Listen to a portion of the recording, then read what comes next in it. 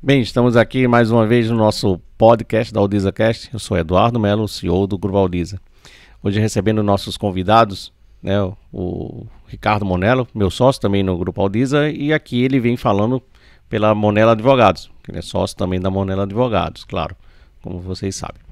E o Helder Nascimento, da Helder Nascimento Advogados, que juntos estão fazendo uma aliança que chama-se 3S Law, né, que é uma associação de escritórios. Então a nossa ideia hoje é um bate-papo bem tranquilo. Nós estamos aqui mais à vontade, mas o tema é sério. Então a gente vai falar, o nosso tema da nossa conversa de hoje é governança e estruturação jurídica de organizações religiosas. Para isso eu não vou fazer muitas delongas, então eu vou passar logo a palavra ao nosso convidado Helder, que fala um pouco sobre a Helder Nascimento e as expectativas junto com a 3S Law. Na sequência, Ricardo, você já pode... assumindo a palavra, dá sua continuidade, tá bom? Então vamos lá. Pois não, Helder, siga aí, por favor. Olá, Eduardo, Ricardo, um grande prazer estar aqui discutindo um tema de grande pertinência e com a audiência tão seleta desse programa, desse podcast. Nós tivemos uma preocupação, as duas advocacias, de concentrar esforços, maximizar resultados de alcance geográfico e de atuação entre as duas bancas de advocacia. E nesse sentido nós estruturamos uma associação na forma do provimento do Conselho Federal da OAB entre as duas bancas, de modo que hoje nós temos condições e capilaridade para atender numa área geográfica maior em todos os pontos que interessam ao terceiro setor, nomeadamente do direito da criança e adolescente até a questão do idoso, passando pelas diversas áreas que fazem parte da temática do terceiro setor. Os escritórios têm uma cultura semelhante, existe também um vínculo pessoal e uma soma de competências técnicas que certamente reverterá positivamente em favor daqueles que são por nós representados. Então é uma ideia inovadora, né? O 3S Law significa terceiro setor e o direito, né? E que nós temos uma preocupação muito grande, através de um código de conduta e ética comum, atuar em benefício daqueles que precisam de nós. Esse é o nosso foco, o nosso planejamento, e nós estamos tendo resultados bastante interessantes com esse formato. Maravilha, alegria estar aqui com você, Eduardo, Helder, grandes amigos, sócio e parceiro aqui da 3S Law. E parabenizar pela temática que o Grupo Aldiza vem aqui com o AldizaCast, trazendo conteúdos de direito, contabilidade, gestão. E hoje, área jurídica aqui reunida, né, Helder? Então a Monello Advogados, a Helder Nascimento, e que formam a 3S Law. É uma alegria, e o Helder, como grande precursor desse modelo de aliança, há muitos anos atrás já falávamos, e hoje é uma realidade, ou seja, a aliança atendendo todo o Brasil com alta expertise, com vários profissionais, contribuindo com as organizações religiosas, que é a temática aqui do nosso encontro, mas também com as entidades do terceiro setor de modo geral. E a Monello Advogados, nesses quase 50 anos atuando com essas organizações Brasil afora, sintonizada com todas as temáticas que envolvem esse universo, se vê aí realmente bastante integrada, alinhada aqui à cultura da Helder Nascimento, e sem dúvida que na união, não só de cultura, mas de esforços, de todo esse conhecimento, a certeza de que isso vai contribuir para o desenvolvimento das organizações e a melhoria do próprio setor. E Eduardo, essa temática da governança, da estruturação, você que já vem com o Papo do CEO, que é um outro programa que nós temos aqui também no Grupo Aldiza, são elementos e aí é uma coisa interessante para a gente talvez pensar e já trazer aqui para a nossa reflexão. A cada edição é uma semente, é uma provocação, e aqui, indo para o universo das instituições religiosas, das organizações religiosas, a temática de são duas questões bastante importantes: governança e a estruturação jurídica. Então, fazer uma atividade nas nossas organizações e repensar com base em tantas questões da sociedade, da dinâmica operacional das nossas instituições e também, né, Helder, do aspecto jurídico, político, legislativo que estamos atravessando e por um bom tempo ainda teremos muitas novidades no nosso regulatório, no legislativo. Essa temática, então, da estruturação jurídica, da reestruturação e também da governança. São temas que, mais do que a prática jurídica, é a vivência e o dia a dia das organizações. Bem, se os senhores me permitirem, eu vou primeiro fazer uma provocação aqui bem leve. A gente está falando aqui de governança e estruturação jurídica, mas vou falar de estruturação jurídica separadamente. Para o que especificamente estruturação jurídica, né? Parece um negócio assim, não, eu sei que não é um bicho de sete cabeças, mas de fato o que é estruturação jurídica? Qual é o comprometimento em ter uma estruturação jurídica? Que, claro, a estruturação desde que nasce você precisa da conotação, né, da jurídica. Então, mas ter uma boa estruturação jurídica ou não ter uma boa estruturação? O que seria uma boa, o que não seria uma boa, e de acordo com as áreas de atuação que o terceiro setor está envolvido. Vamos saber um pouco sobre isso aí. Eduardo, eu diria que fundamentalmente a legislação trata nas pessoas jurídicas com especificidades, né? E cada núcleo de pessoa jurídica é um ente sistêmico. Há uma correlação entre todos os elementos que estruturam administrativo, operacionalmente e dentro das finalidades, o que deve e a razão de ser daquela entidade, daquela organização. Particularmente em relação às mais representativas do terceiro setor, as fundações, as associações e as organizações religiosas, a legislação propicia uma estrutura e um tratamento próprios para cada uma, né? Onde tudo nasce da liberdade de associação para fins lícitos prevista na Constituição Federal. Nessa perspectiva, a integração de vários elementos significa fazer nascer, desenvolver-se e continuar suas atividades de uma maneira lícita. Não que vá se praticar dolosamente, intencionalmente, alguma atividade ilícita. Não é isso que nós estamos enfocando. Mas fazer em conformidade, fazer de acordo com a legislação, adotando boas práticas de gestão. Porque muitas vezes os problemas jurídicos de uma entidade, eles decorrem de decisões equivocadas que são tomadas sem a devida análise prévia do que pode ter de desdobramento jurídico. Isso pode trazer uma implicação de ordem econômico-financeira ou mesmo de imagem organizacional.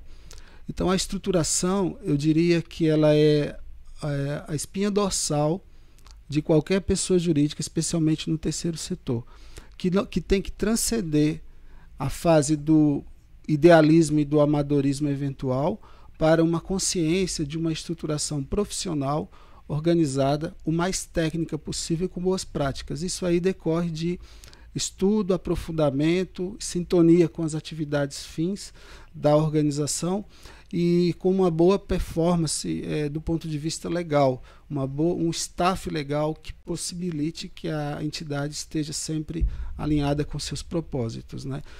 Podemos falar alguma coisa daqui a pouquinho sobre a parte legal, mas eu diria assim que essa ideia preliminar ela é fundamental para sobre ela nós construirmos o edifício do nosso raciocínio jurídico aqui.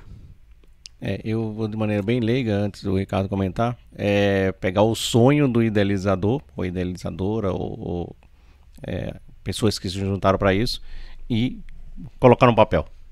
Né? Só que colocar da maneira correta, de acordo com as necessidades e a legislação pertinente. Seria de uma maneira bem simplória, seria isso. Mas aí a gente escuta senhores falando e a gente vê que o simplório não é tão simplório, né? Você tem uma conotação, você tem regras a seguir, você tem um arcabouço de legislação bem extenso, né? É nessa linha, Eduardo, que você trouxe, regras a seguir. E aí é que eu queria fazer um gancho ainda em cima da fala também do Helder. Quando nós falamos da estruturação jurídica, é pensarmos, ainda que para muitos dos que estão nos ouvindo, nos assistindo, que nós falamos de pessoas jurídicas, de igreja. Muitas vezes alguns falam, não, é menos formal, menos rigor. Ao contrário, é uma pessoa jurídica. Nós estamos por trás da nossa igreja, por trás da nossa organização religiosa, uma figura societária de direitos e deveres. Então, a estruturação jurídica, nós temos que pensar, primeiramente, como uma roupagem, né? Como uma roupa adequada à sua entidade, à sua realidade, à sua atividade, ao que ela se propõe a fazer. Então, daqui a pouco, né, a gente até fala um pouco mais desses tipos societários, mas é não copiar o que o outro tem. Muitas vezes até dentro da mesma igreja, mesmo dentro da mesma família, cada um tem as suas características, tem questões locais, regionais, culturais, da onde está inserida, que vão exigir modelagens específicas. Então, quando nós falamos da estruturação jurídica, é aquilo que vai dar condições de viabilizar, não só no mundo civil, mas operacional, o que a entidade religiosa quer fazer. E o Eduardo usou a expressão do regulatório. Ao contrário do que muita gente pensa, as organizações religiosas não só são sujeitas às leis, às normas, têm direitos, têm deveres, mas para o seu funcionamento, né, há uma quantidade de exigências, de coisas do dia a dia, alvarás, licenças, autorizações, permissões, são contratações, tem questões tributárias, questões do direito do trabalho e por aí vai. Então tudo isso tem que ser pensado previamente. Ninguém que vai empreender deve começar a operação sem pensar antes como vai fazer aquilo. E um ponto muito estratégico e muito relevante é com que roupagem jurídica vamos fazer aquilo. E aí essa temática, e daí a pertinência desse nosso encontro aqui hoje será que a sua organização religiosa tem a melhor roupagem jurídica para o que ela faz, para o que ela se propõe, para o que ela quer fazer? E aí o direito, a assessoria jurídica vem nesse sentido. Ou seja, primeiramente, ouvir, entender, compreender, para poder, obviamente, pensar qual é essa roupagem, a expressão que eu estou repetindo bastante aqui, fica mais adequada para a atividade. Você fez na abertura uma estruturação, uma boa estruturação. O que é a boa estruturação? Então é exatamente isso. É aquilo que primeiro funciona para a realidade dessa organização. Então o que é bom para o Instituto A não necessariamente é bom para o Instituto B. O que é bom para a igreja A não é necessariamente bom para a igreja B.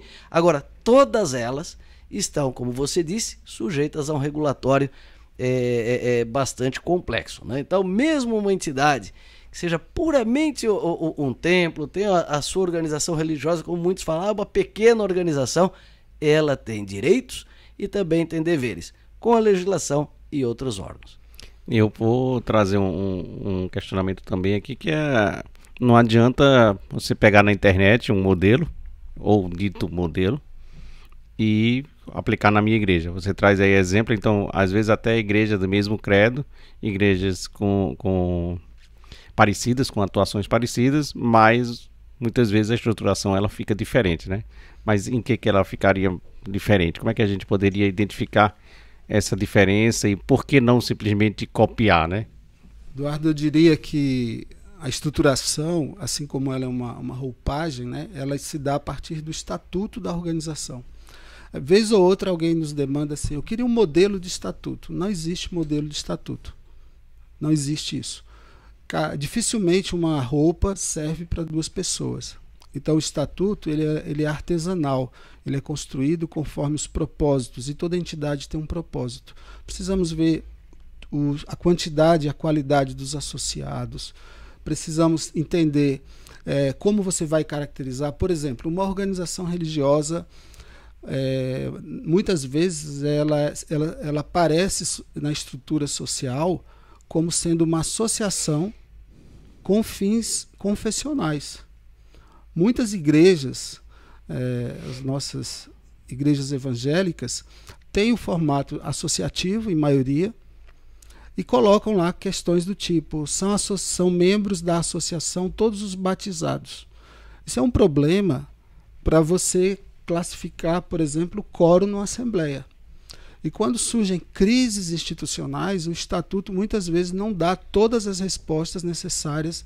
Isso gera um problema de caminhada da entidade rumo aos seus propósitos, porque ela é obrigada a gastar tempo e energia para consertar aquilo que ela mesma permitiu ao adaptar ou criar um estatuto sem uma devida profundidade finalística, né?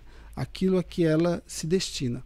Então eu diria assim que o ponto de partida, e aqui a gente está na evolução do pensamento, seria um estatuto que represente verdadeiramente a estrutura essencial. E a organização religiosa, ela tem um benefício legal, porque ela pode se estruturar na forma que lhe for mais conveniente. Então ela não segue os ditames do artigo do Código Civil, que dispõe acerca da estrutura rígida de uma associação. Então muitas igrejas estão perdendo talvez a oportunidade de ter uma gestão mais leve, mais fluida, mais tranquila, porque optaram, talvez por desconhecimento, pelo formato associativo. E ela pode vir, se desejar, a modificar a sua natureza, a se transformar também na organização religiosa. Isso vai depender muito de uma estrutura jurídica. Por quê? Uma entidade, organização religiosa, ela está na vitrine. Todo mundo olha para ela. O governo, a sociedade, os membros da entidade, a gente não chama associados, a gente chama membros na organização religiosa. Os órgãos de fiscalização, as autoridades fiscalizatórias, enfim, todos olham para a entidade e ela precisa dar resposta às demandas.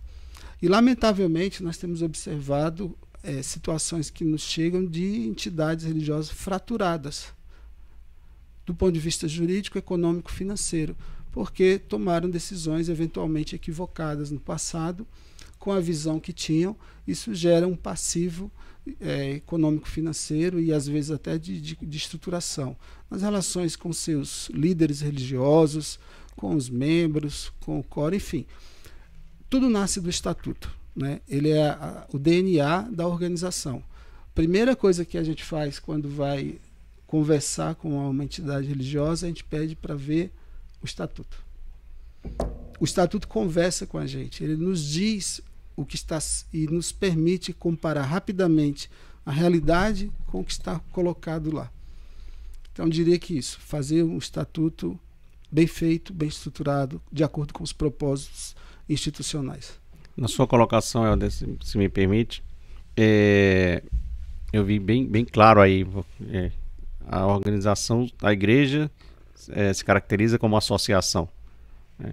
Mas a gente tem a organização religiosa em si, isso é legalmente estruturada, né? Já faz algum tempo, não existia realmente, antigamente não tinha, mas depois, salvo engano, foi com a reestruturação do Código Civil, os senhores podem me corrigir. Sim. Então, com isso, foi caracterizado realmente a organização religiosa e, como você falou, de uma forma mais leve, né? Mas eu vou insistir aqui para ficar bem claro qual é a diferença entre a associação e a organização religiosa e se a associação não deveria virar uma organização religiosa em muitas das vezes, porque isso aí atenderia, né, a leveza da gestão, a leveza e comprometimento da própria estrutura da instituição. Eduardo, e na linha também que o Helder colocou, e ótima provocação que você faz, o estatuto é o ponto de partida e é o que vai dar limites, vai dar as possibilidades, as condições, né, Helder, da entidade executar aquilo que ela sabe fazer, aquilo que ela se propõe a fazer, a segurança jurídica para o dirigente, para o administrador fazer. Assim como no serviço público, no ente público, o limite de atuação de um prefeito, de um governador, do próprio presidente da República, na pessoa pública é a lei, na instituição sem fins lucrativos é o Estatuto Social. Então, limites e possibilidades está ali, e é ali que deve realmente ser planejado. O Helder falou a questão de todos os batizados, e esse é um detalhe interessante. Muitas vezes a gente encontra, são membros desta igreja, dessa organização, desse instituto, todos aqueles que frequentam, todos aqueles que são batizados, todos aqueles que são inseridos nas diversas nomenclaturas. E nós temos que realmente dar uma relevância para essa questão que o Helder colocou, porque você tem todo um efeito civil, um efeito de quórum, de deliberação, de aprovação, entre outras rotinas do dia a dia das organizações. Então, nem tudo aquilo que às vezes pode parecer, desculpe a expressão, bonito ou adequado, funciona na prática e também tem os seus reflexos jurídicos, né? Então, por quê? Porque se eu coloco que todos são membros, eu estou tirando aquela manifestação de vontade, aquela adesão, aquele controle que a gente fala de secretaria e por aí vai. Então, detalhes como esse que o Helder bem trouxe aqui, que é das pessoas, é fundamental porque tem o reflexo jurídico. Quanto ao tipo societário, e isso também é muito interessante. Se nós pegarmos as pesquisas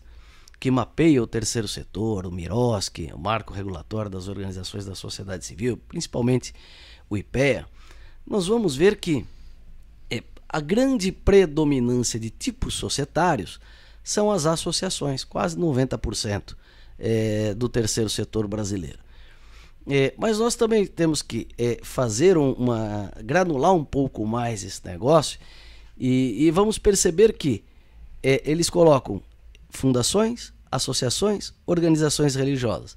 Mas o Brasil, nós temos uma quantidade expressiva de instituições religiosas que funcionam no modelo societário de associação, que é a associação de pessoas, como está no artigo 44 do Código Civil. Mas quando a gente olha para aquilo que elas estão vestindo de roupa, para aquilo que elas querem ser, ou que elas praticam, a gente já começa a perceber que o discurso, a prática, ou o que está escrito, formalizado com o que ocorre na realidade, tem congruências.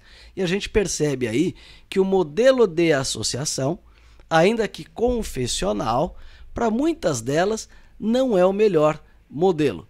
Então, o Helder até comentou, né, das formalidades, por exemplo, assembleia, entre outras coisas, são características da associação, que até então, antigamente, antes do Código Civil, chamava até de associação civil.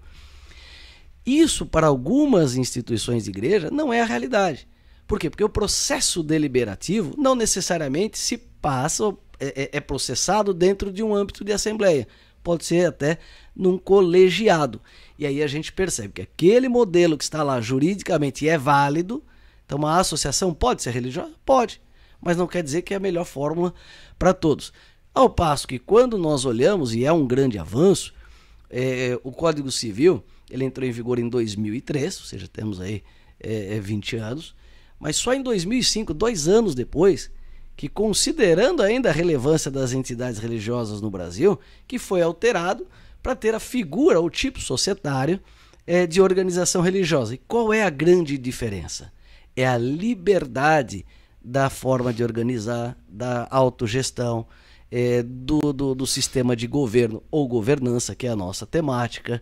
E isso, com o passar do tempo, anos depois, nós tivemos um passo extremamente importante, que é o decreto 7.107, que consolida um acordo do Brasil e a Santa Sé, validando essa autonomia ou essas características, essas peculiaridades das organizações religiosas, não somente os templos. Então, é importante nós lembrarmos que aquilo que está escrito tem que ser cumprido.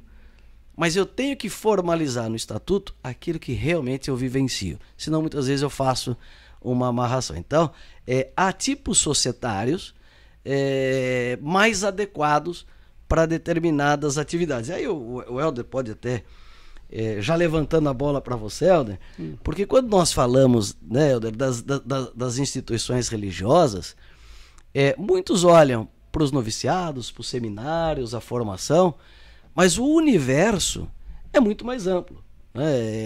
O que nós encontramos? O Eduardo sabe, na Udisa, na Monella Advogados, na Helder Nascimento, nós temos uma complexidade.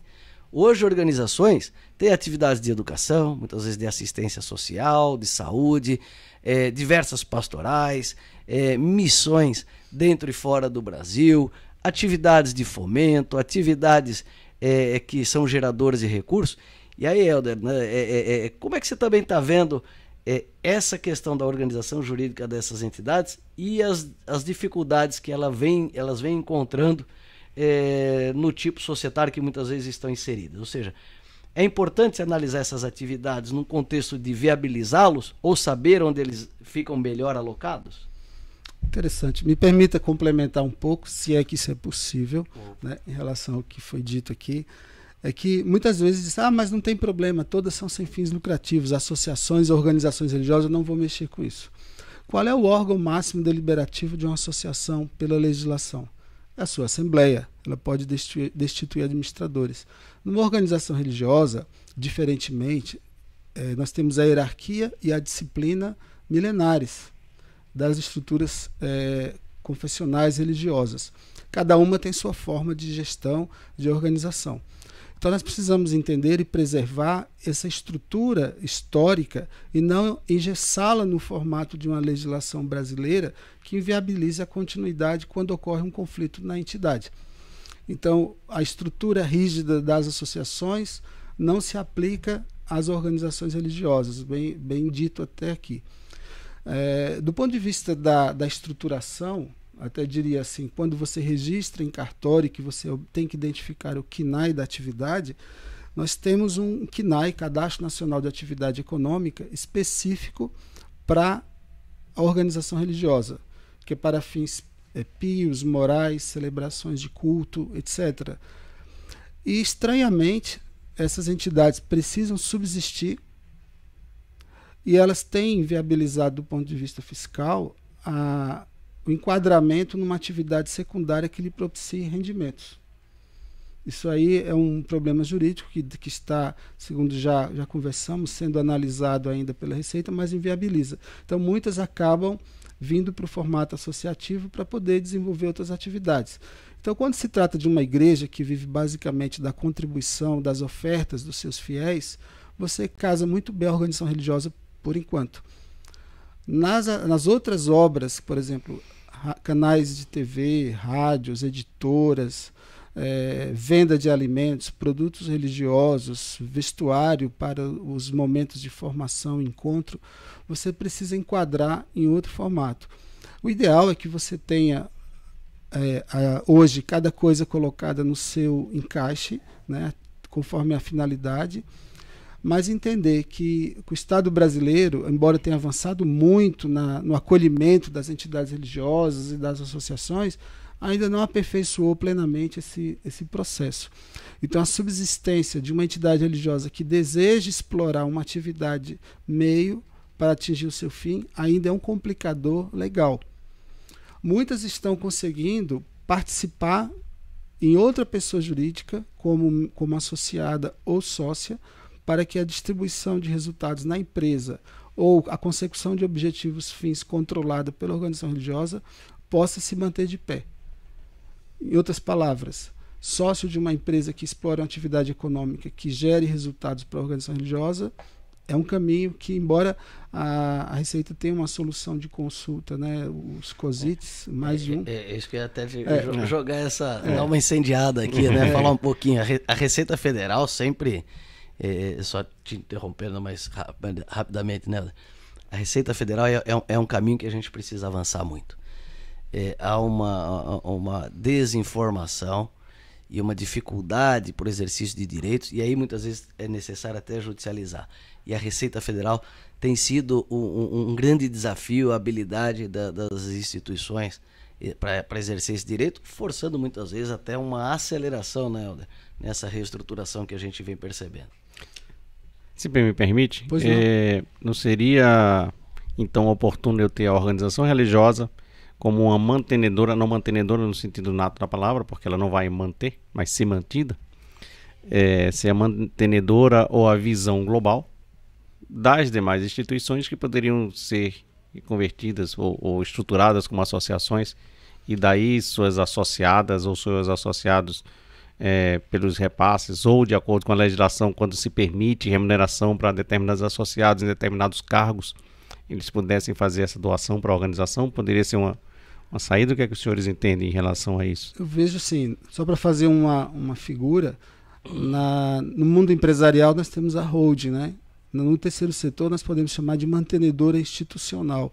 E uma figura que a gente já experimentou, né? Ricardo sabe bem disso, é que você pode ter o superior hierárquico da organização religiosa como presidente honorífico da pessoa jurídica associação, para que você tenha a gestão, eu não diria o controle no sentido negativo, mas o controle efetivo, né, das obras que fazem parte daquele guarda-chuva daquela entidade, né? Então, as congregações religiosas católicas, as sociedades pias, de modo geral, que se conformam no modelo semelhante, né? As dioceses, as prelazias e todas elas. E temos as organizações religiosas das igrejas evangélicas, que também têm suas características próprias, né?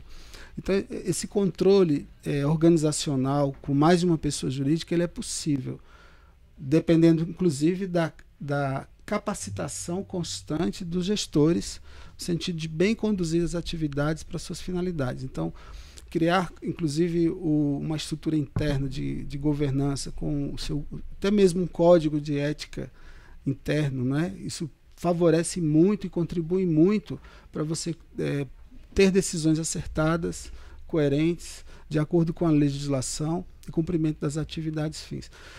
Queria acrescentar um ponto, né, que nós temos várias normas regendo o terceiro setor. O marco regulatório das organizações da sociedade civil, ele pretendeu ser a norma do terceiro setor, mas ela ainda não consegue ser a única que feche, né, toda a regulamentação necessária para esse segmento. Mas ele traz lá a necessidade e o comando e a diretriz para que cada entidade se organize no sentido administrativo. E para se organizar no sentido administrativo, com seus órgãos internos bem definidos, etc., ela precisa ter uma conformação jurídica adequada.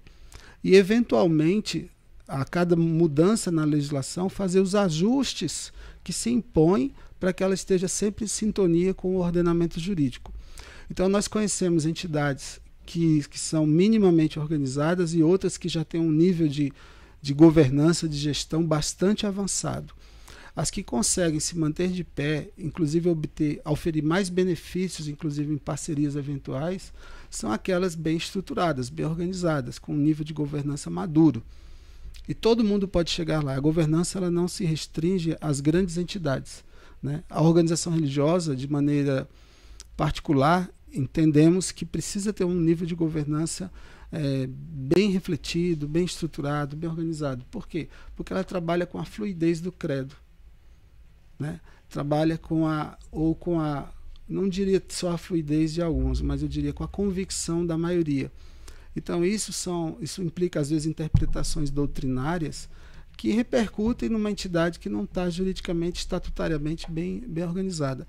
Então a governança ela ajuda muito a você caminhar por esses trechos e encontrar soluções prováveis. A gente não pode descer aqui a particularidades, a detalhes de casos sob nossos cuidados, mas de uma maneira geral a gente diria o seguinte: fazer o que deve ser feito em conformidade à legislação. Esse é o primeiro passo para você caminhar para uma governança. E não é só isso, a gente inclui também, além das questões tributárias, administrativas, trabalhistas, voluntariado. Como o voluntariado é importante na organização religiosa e como muitas vezes ele vira uma dor de cabeça trabalhista por falta de uma adequada regulamentação. Temos hoje também a própria Lei Geral de Proteção de Dados, que cabe até uma digressão específica sobre isso, mas eu só queria colocar isso na mesa, Ricardo pode comentar também, mas que integra também a governança da entidade, uma governança ligada à proteção de dados da entidade religiosa, porque ela tem acesso a muitas informações, muitos dados, e a gente precisa ter cuidado com isso, porque ninguém está excluído dessa responsabilidade. Eduardo, Se é que é possível, né, até complementar aqui, o Helder trouxe várias questões. E já abordou o tema governança, que já vai e integrando é aí. Interessante, alguns dias atrás eu estava num evento em Santa Catarina, onde a questão era compliance e a captação de recursos. Não, compliance na captação. O meu maior trabalho foi mostrar para as pessoas que o compliance não é só na captação, é na entidade como um todo. A entidade, organização religiosa, instituição religiosa, associação, fundação, o que quer que seja, é um ser vivo, composto de pessoas. Então são essas pessoas. Então é fundamental que quando nós falamos de normas e regulamentos, não somente uma parte da organização se sinta alcançada. E que haja essa coesão para que todas as áreas sejam previstas no estatuto e todo mundo se sinta parte. Então, quando nós falamos da governança, a governança numa tônica mais rasa, até jurídica, parece só essa questão dos cargos, mas é muito mais do que isso. Sim. Muito mais do que isso.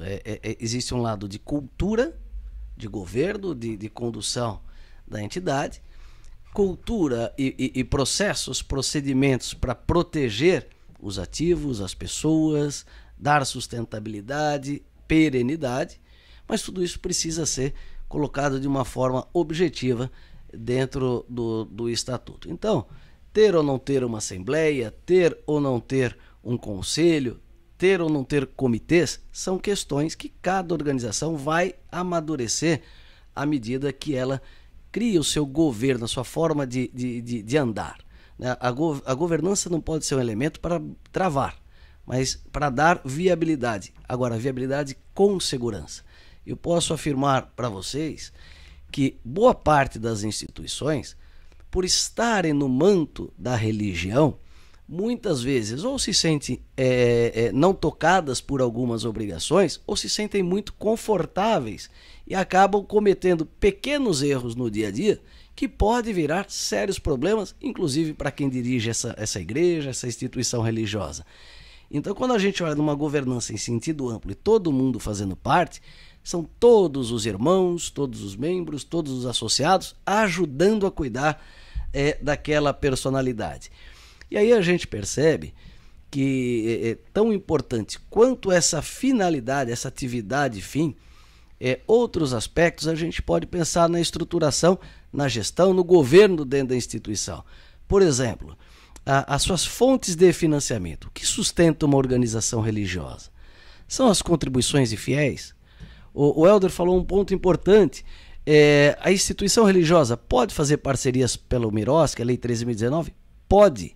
Não para financiar o culto, não para financiar a religião, não para financiar o credo, mas sim aquilo que muitas vezes acontece dentro das entidades, que é atividade de educação, atividade assistencial, que também, como foi trazido aqui, encontramos barreiras, muitas vezes, para registrar o estatuto até no cartório.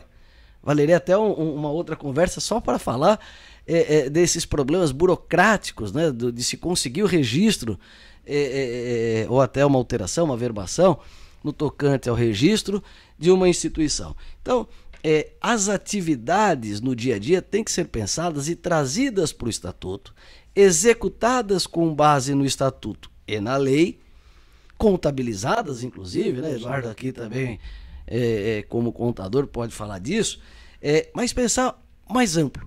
Por exemplo, eu falei das fontes de financiamento, atividade meio, doações, captação, fundos patrimoniais, é uma dinâmica, né, Helder, que hoje em dia nós temos uma legislação nova que poderíamos dizer, ela fomentou, mas não deu tantas condições, dado aos vetos que teve, de estimular a questão dos fundos, e muitas organizações religiosas já se veem nessa condição que vocês dois trouxeram aqui de mantenedor institucional, de holding, independente da nomenclatura, de achar caminhos para essa sustentabilidade. Então, algumas já se veem na oportunidade de pensar patrimônio, renda, remuneração, para dar viabilidade a tudo isso. E quando nós falamos do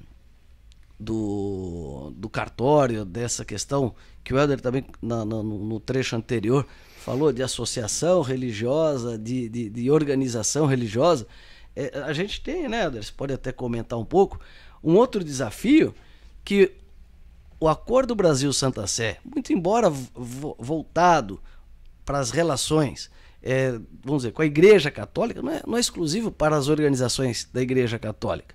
Para os demais, no tocante a alguns conceitos que lá estão e são, sim, aproveitados pelas demais denominações.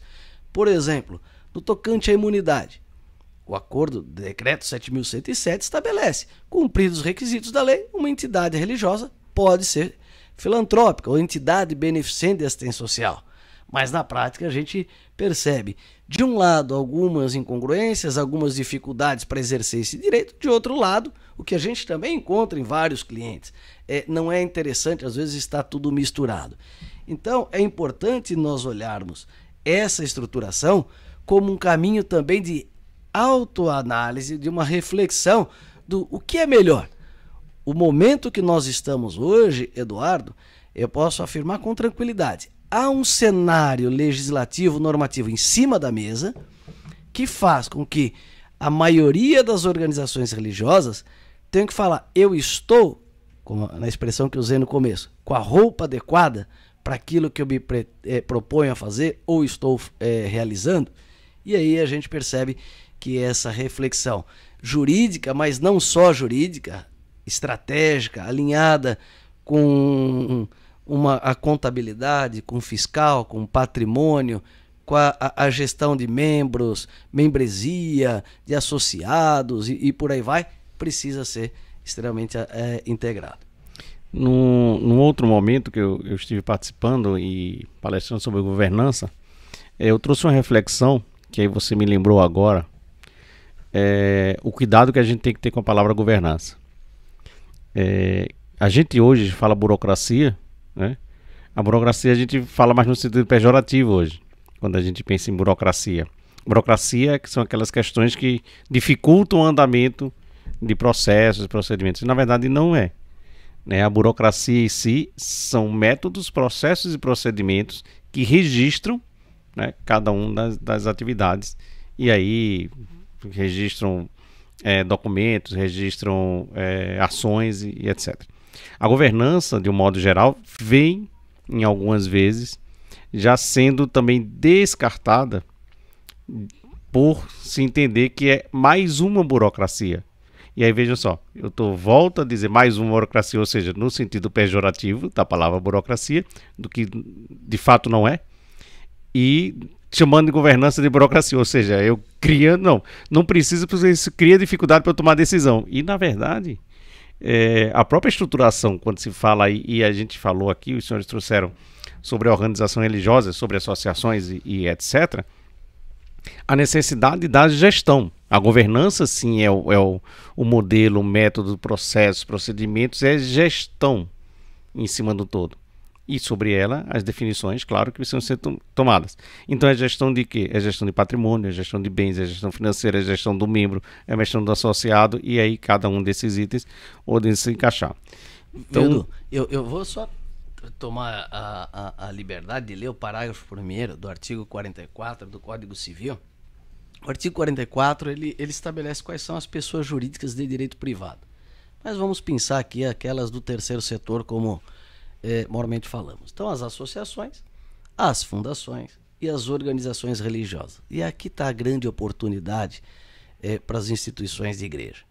O parágrafo 1º assim estabelece: são livres a criação, a organização, a estruturação interna. Então, ou seja, qual é o modelo de condução, governança, como é que eu vou tocar o negócio? E o funcionamento das organizações religiosas, sendo vedado ao poder público negar-lhes o reconhecimento, o registro dos atos constitutivos e necessários ao seu funcionamento. Então nós temos duas coisas ali, né? Ou seja, toda a modelagem jurídica é livre para as organizações religiosas. diferente das associações. Isso é importantíssimo. Isso é muito importante. Isso é muito importante. O Helder usou um ponto atrás e é bastante relevante. Hierarquia e disciplina. Onde que nós enxergamos isso de forma milenar, como você também falou? Nas Forças Armadas e nas igrejas.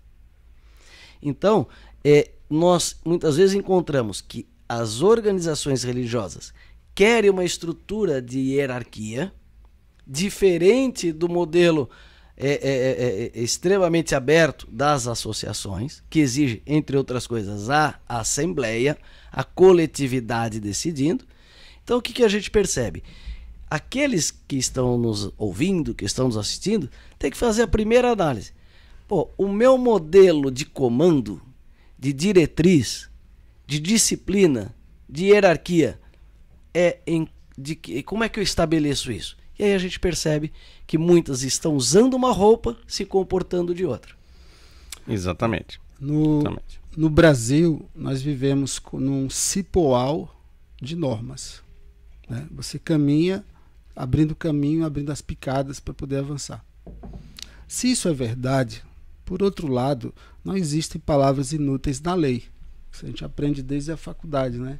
Não existem palavras inúteis na lei. Significa que se a legislação colocada estabelece normativas que podem e devem ser observadas, não cabe ao gestor ignorar o fundamento legal, jurídico, daquilo que vai levar a melhores resultados. É muito comum acontecer algo que, na linha da governança, inclusive, um tropeço inarredável, né? Terrível, né?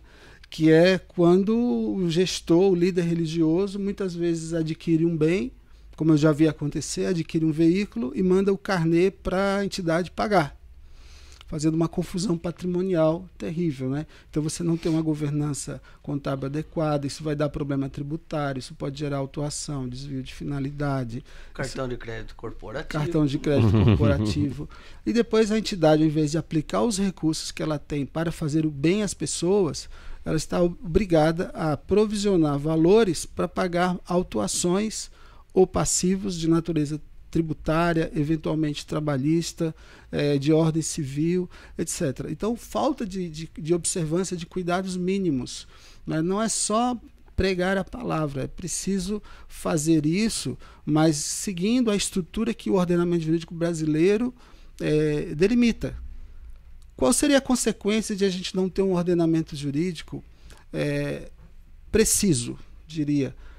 Nós teríamos uma problemática muito grande na sociedade e desvirtuamento de finalidades.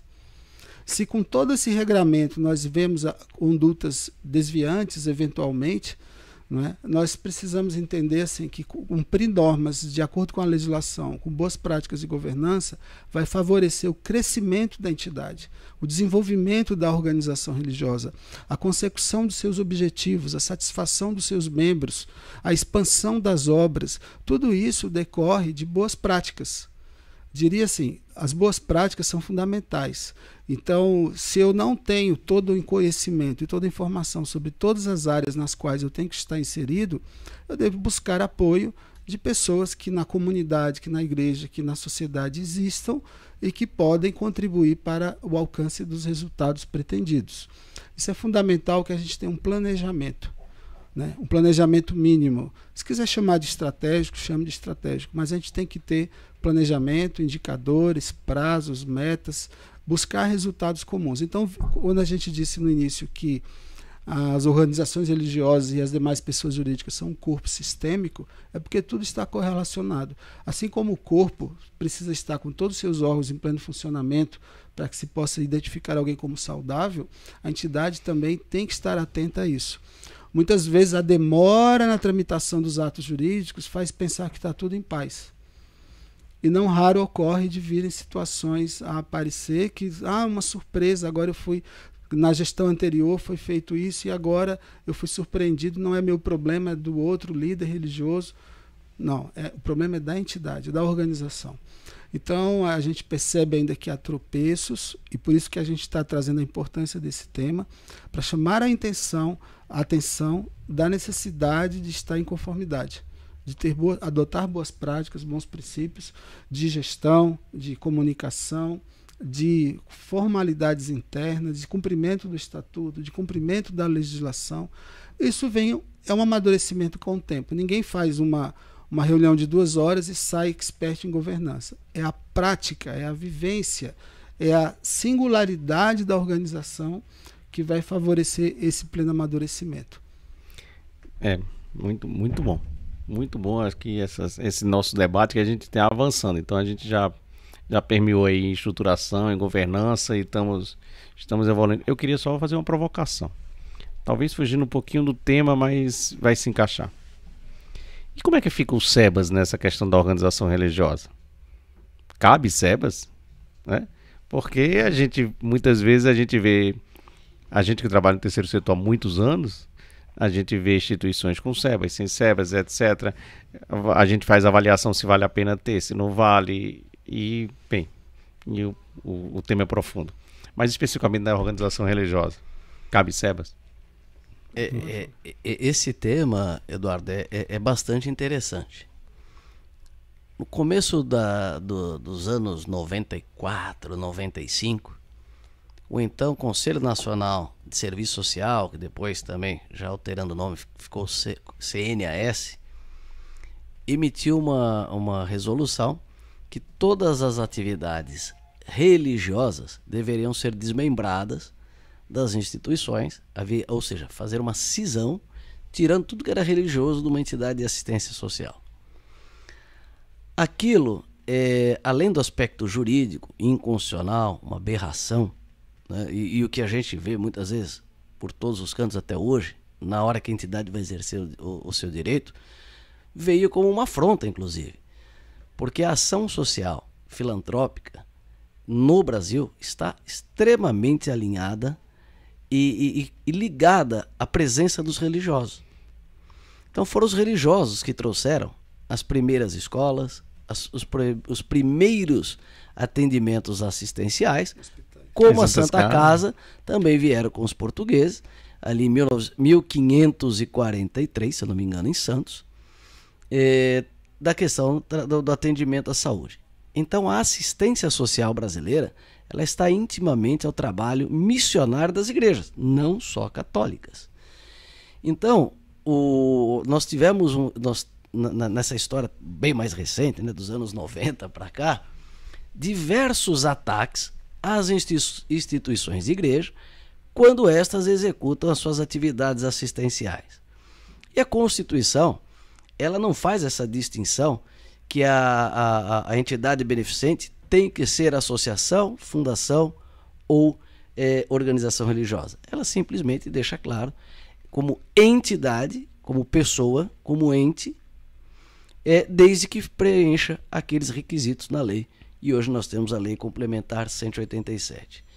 Então hoje também é respaldado pelo próprio Acordo Brasil-Santa Sé. Nós temos total tranquilidade, ou melhor, teria total tranquilidade para qualquer organização religiosa também ter o SEBAS. Mas aí eu volto a falar. Se a entidade religiosa quer ter o SEBAS, ela traz uma nova obrigação, que é cumprir os requisitos. Eu não vou entrar aqui no mérito, né, Helder, de constitucionalidade ou não da Lei Complementar 187, mas é fato que o Supremo Tribunal Federal exigiu que fosse matéria em lei complementar. Hoje nós temos a Lei 187. E ele deu a possibilidade da instituição de contrapartidas. Então veja, a entidade religiosa, se ela preencher todos os requisitos da Lei 187, especificamente quanto a público e contrapartidas, ela pode ter. O que a gente percebe é que para muitas não é algo viável ter dentro da instituição religiosa. Agora, na prática, a gente encontra outras barreiras que vão além do SEBAS. É a contratação com o poder público, o direcionamento de emendas parlamentares, que a filantrópica ou a beneficente teria até ali de modo, na prática, mais preferência no acesso. Uma facilidade. Exato. Então, hoje é um direito que está colocado em lei, em decreto, a Constituição até fomenta, mas que na prática é um direito com algumas dificuldades para ser exercido. Muito embora nós tenhamos organizações religiosas ou associações religiosas com SEBAs e que vão tocando. E a gente pode ver, por exemplo, muitas dioceses, muitas mitra-arquidiocesanas, entre outras, que têm ali a sua atividade religiosa combinada com a atividade beneficente. Mas aí é uma análise individual de cada uma delas. Eu queria tentar contribuir com o tema, ferindo o seguinte aspecto, né? Muitas dioceses também se estruturam como associações confessionais ainda. Sim. E aí elas passam facilmente o registro cartorário, vamos dizer assim, os ajustes. Recentemente, uma entidade católica, uma congregação católica, de um certo lugar do país, desejou estruturar a organização religiosa como uma entidade beneficente. Então, você transformaria a associação numa organização religiosa e, CNPJ mantido, evidentemente, ela teria a certificação natural, apenas mudando a sua natureza. Qual é o problema encontrado prático, que nós já citamos aqui? Na Receita Federal, não se admite a atividade secundária educação para a entidade beneficente dentro da organização religiosa.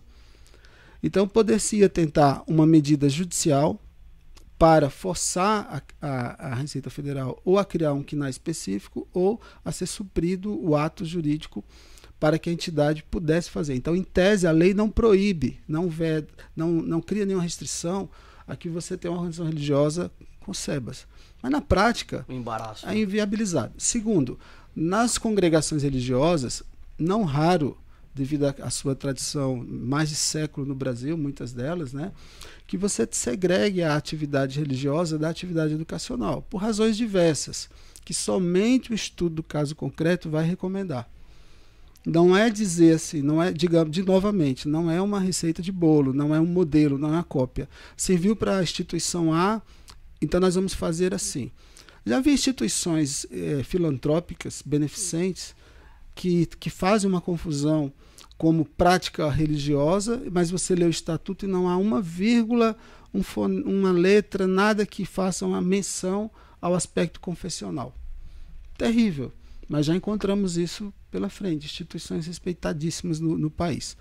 Então é preciso sempre você adaptar ao caso concreto, ter o comitê interno de compliance, de governança, de gestão e analisar esses aspectos continuamente.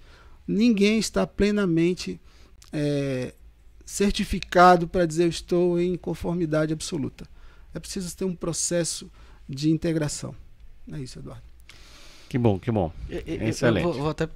Eduardo, eu sei que você já está acho que caminhando para um encerramento. Eu tenho ainda um questionamento aqui, mas uma última provocação, senhores. O Helder falou ali do comitê de compliance, tudo.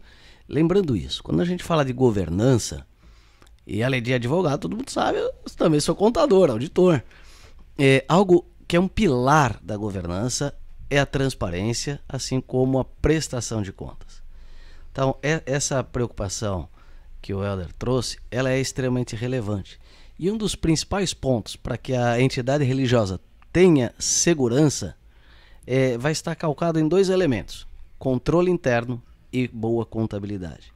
Então, é muito importante nós frisarmos que aquela estruturação jurídica ela é fundamental e isso tem que ser seguido, acompanhado pelo advogado da instituição, como pela diretoria. Mas tão importante quanto uma boa estruturação jurídica é a estruturação de controles e também a estruturação de contabilidade. Muitas das nossas instituições, e você sabe disso, audita várias igrejas, acompanha várias instituições, é justamente no sentido da proteção desse ativo, proteção do nome, da marca, das pessoas, ter a melhor informação. Ou seja, já perceberam que gerar boas informações de qualidade, primeiramente para os próprios associados, para os próprios membros, para os próprios integrantes da instituição é fundamental. Então, dentro da governança, nós não podemos nos descuidar por ser organização religiosa, da questão controle interno e contabilidade e sempre que possível também da auditoria. Bem, eu entendo a minha pergunta que eu ia provocar, você já respondeu, parece que estava lendo meu pensamento. Te conheço, né? Tantos anos de amizade e sociedade. Mas o Helder falou uma questão que eu tenho falado muito nas palestras já há bastante tempo, que a base de tudo está no Estatuto Social, a base da estruturação está no Estatuto Social, está no sonho colocado no papel, né?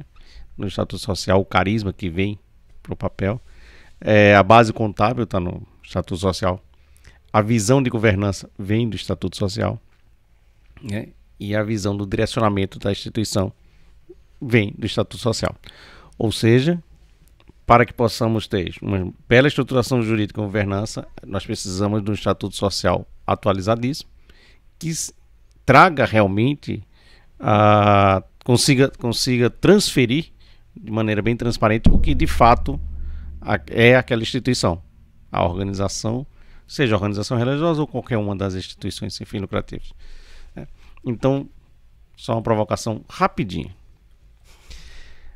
Qual a principal diferença do Estatuto Social de uma associação e o Estatuto Social de uma organização religiosa, já que nós ficamos sempre entre os dois? O principal, não precisa trazer todas, que são muitas aí, quanto mais aprofundados os senhores na área do direito desse setor, eu sei que vão, essa, aquela e tantas outras, mas qual a principal no ponto de vista dos senhores? Uma para cada um. Eu acho que é essa e eu acho que é aquela. Brevemente, né? Primeiro, o estatuto ele tem que ser conhecido pela gestão. Nós temos muitos casos de que o estatuto ele não é conhecido pelos administradores da entidade. Então isso é um problema terrível, porque se ele não é conhecido, ele não é seguido. Se ele não é seguido, ela está em não conformidade já na largada, né? Segundo, talvez a grande distinção que eu possa fazer, e há muitas outras, seja exatamente nessa dicotomia que a legislação traz entre a rigidez do estatuto de uma associação, que tem que seguir toda uma estrutura prevista no Código Civil, senão ele não é reprovado no registro em cartório, e o do outro, a liberdade de organização e funcionamento que a organização religiosa dispõe na legislação. É evidente que ela vai ter que identificar, como organização religiosa, com liberdade de estrutura e funcionamento, ela vai ter que identificar quem são seus administradores, vai ter que identificar quem tem responsabilidade de contratar, dispensar, etc., porque ela se relaciona com bancos, com órgãos públicos, com as autoridades fiscais, etc. Mas eu diria que a grande diferença está na fluidez da organização religiosa, ela ser mais leve para você estruturar de acordo com as características locais da entidade, e a imposição rígida e engessada que a associação tem que seguir pelo Código Civil. Eu queria acentuar isso, jogar luzes sobre esse aspecto que me parece muito importante. É quase que um chover no molhado, né? Já falamos tanto eu quanto o Helder bastante. A grande diferença, ou talvez as principais diferenças, esteja assim, na rigidez que recai sobre o estatuto da associação, para a liberdade que tem para as organizações religiosas. Aí quem está olhando, está nos assistindo, nos ouvindo, vai falar, bom, então o melhor é ser organização religiosa? Não necessariamente. Então, cada tipo de atividade, ainda que por trás de uma organização religiosa, tem um modelo jurídico mais adequado. Então, para alguns, ter essa rigidez que a gente vê no Código Civil, principalmente a questão da assembleia, que é condição essencial da associação, a lei civil estabelece as características, as condições, os deveres que são essenciais, que devem ser através de assembleia, mas na prática a gente vê um monte de coisa passando por assembleia nas associações. Às vezes funciona para um, não funciona para o outro. Então, eu diria que a questão da assembleia e aquela sucessão de itens que estão no Código Civil, na lei dos registros públicos, que é a condição essencial para o registro do estatuto de uma associação, a gente não encontra isso na organização religiosa. A lei civil também trouxe, alinhada com a Constituição da liberdade de associação, uma certa proteção especial para o associado, no tocante ao exercício de direitos dentro de uma associação. Então isso é uma reflexão também de uma modelagem dentro de uma associação ou de uma organização religiosa. Então essa questão também dos direitos do associado chama um pouco a atenção na reflexão do modelo a ser escolhido. Inclusive com o direito especial de destituição dos administradores na associação, enquanto que na organização religiosa, por exemplo, já não é assim. Quer dizer, pode não ser assim, né? Pode não ser assim. Então, tem muitas distinções que só... é uma sutileza, é como fazer um trabalho de alfaiataria, né? É uma peça para cada pessoa, medidas específicas, não adianta querer usar uma roupagem que não seja originalmente sua. Mas você colocou uma coisa, Alder, do pode ser assim, não obrigatoriamente assim, e esses dias mesmo, atendendo aqui na Monelo uma instituição religiosa que já está tipificada como organização religiosa, a dúvida era, os membros entendiam que algumas questões das associações, no modelo que eles estavam vivendo, poderia ser incorporado ao Instituto Religioso, que no caso deles já é uma organização religiosa. E a dúvida é, pode ou não pode copiar, né, ou importar algumas coisas da figura associação? Então é o que você falou, poder pode, mas se aquilo for de fato em comunhão com a caminhada da instituição, estiver adequado à sua cultura e à sua prática, não tem nenhum problema. Então você pode ter um conselho deliberativo, um modelo até de assembleia numa organização religiosa? Pode. É aquela expressão antiga, né? Vai ao gosto do freguês, né? Ou seja, o que é melhor para esse cliente, para essa organização? Então, essa possibilidade também existe. Fundamentalmente, as soluções têm que ser customizadas.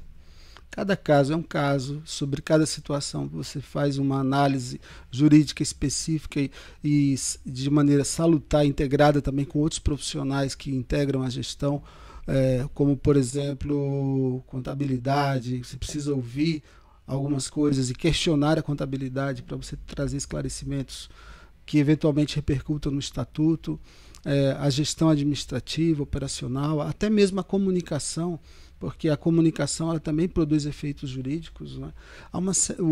As questões dos voluntários, a quantidade de associados, a qualidade dos associados, são muitos pontos, né, que tem que ser vistos. E somente o que a gente está discutindo aqui é teoria e prática e vivências, né? Porque as vivências elas são originais, elas trazem suas peculiaridades e que têm que ser observadas. Eu acho que é muita coisa para ser vista e que o tempo aqui não vai nos permitir aprofundar tudo. Bem, eu acho que a minha pergunta já gera um novo momento de conversa, um próximo podcast que a gente pode vir para aprofundar bastante esse tema. É um tema, parece simples, mas é um tema bem extenso. Ricardo, suas palavras finais aí sobre esse momento, sobre algumas reflexões.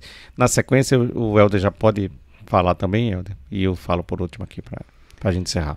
Maravilha, muito gostoso estar com você, Eduardo, com o querido Helder, amigos, parceiros de longa data, de caminhada, e que são referência para mim de capacidade, não só profissional, mas pessoal, integridade, que a gente sempre aprende com vocês. E quando a gente traz a temática da estruturação jurídica, é jogar a luz num ponto muito importante. É que a maioria das instituições ainda estão com seus estatutos, no que eu falo, num período antes da pandemia. Né? Tem o AP e o DP, né? ou a CDC, antes da Covid e depois da Covid. E o que mudou? Mudou muita coisa. O impacto da pandemia, da tecnologia, dos relacionamentos, os cultos, as interações virtuais, digitais, uma série de novidades passaram a fazer parte do dia a dia de qualquer organização, inclusive das religiosas. Então, de modo geral, as instituições do Brasil precisam fazer o exercício agora de pegar o seu estatuto, olhar com esse novo modelo, esse novo normal, como alguns falam, como é que nós estamos organizadas. Para aquelas que já existem, obviamente, que já tem esse estatuto funcionando, não só pensar na operação, mas também numa outra figura que a gente talvez não tenha abordado aqui para a próxima, transformação do modelo societário. Então fica essa reflexão para a qual todos nós da 3S Law aqui se coloca à disposição, a 3S Law, assim como a Monelo, Helder Nascimento, e aí bola para frente, sabendo que o direito está aí e precisamos exercê-lo da melhor forma possível, com mais segurança. Ricardo, você é sempre muito generoso nas suas falas, né? Então, obrigado pela parte que nos toca aqui. Mas dizer que, essencialmente, eu me recordo agora que eu tive um grande professor que ele dizia assim: o direito dá sentido ao mundo. Né? E a gente não pode esquecer que o direito ele é fundamental, ele é o sangue da sociedade, das estruturas. Embora ele seja abstrato, ele é de efeitos concretos, né, nas organizações. Né? Então, a possibilidade de adequar o estatuto, de transformar o estatuto, os seus reflexos patrimoniais, a gente nem falou aqui de patrimônio ainda, né? Os reflexos patrimoniais, uma possibilidade eventual de cisão ou de incorporação também pode trazer alguma vantagem, não que seja remédio para todo mundo, mas sei lá, vai depender do caso concreto. Então eu diria isso, né, que é um tema importante, é um tema da hora, é um tema fundamental, e se está tudo bem, tudo tranquilo, preparemos-nos para que não haja turbulência. E se houver, que a gente saiba o que fazer, assim como na aviação. Então, obrigado pela atenção de todos até o momento, pelos que nos acompanharam até aqui, e estamos sempre à disposição para trocar ideias com aqueles que assim desejarem. Obrigado, Eduardo, você conduziu aqui bem o nosso trabalho, nós agradecemos muito pela sua tranquilidade, pela capacidade de gerenciamento do nosso tempo, e Ricardo, pelas suas imensas contribuições também, que são valiosas, né? Cada palavra sua é preciosa e a gente tenta não desperdiçar nada. Obrigado. Obrigado, amigo. Bem, um prazer poder recebê-los aqui. É um momento para a gente de uma aula, não só reflexão. Saímos com muito mais questionamentos, né? Mas querendo mudar, atualizar tudo que é possível. As instituições precisam manter-se atualizadas. Então muda o modelo de gestão, muda o estatuto, muda, né, faz a estruturação correta ou a reestruturação naqueles que são os momentos. E é muito importante para todas, né? Todas as instituições precisam realmente estarem atualizadas. Eu agradeço vocês poderem destinar esse tempo, muito importante. Convidá-los desde já para um próximo encontro, vamos agendar, mas já deixar o convite aqui expresso, um convite gravado e expresso para que os senhores voltem aqui ao nosso podcast, tá? E agradecer a todos que estão nos ouvindo e os que vão nos ouvir, que vamos juntos contribuir para um terceiro setor cada vez melhor. Parabéns para a aliança da 3S Law, para Monelo Advogados e para Helder Nascimento Advogados. Muito obrigado a todos. Obrigado.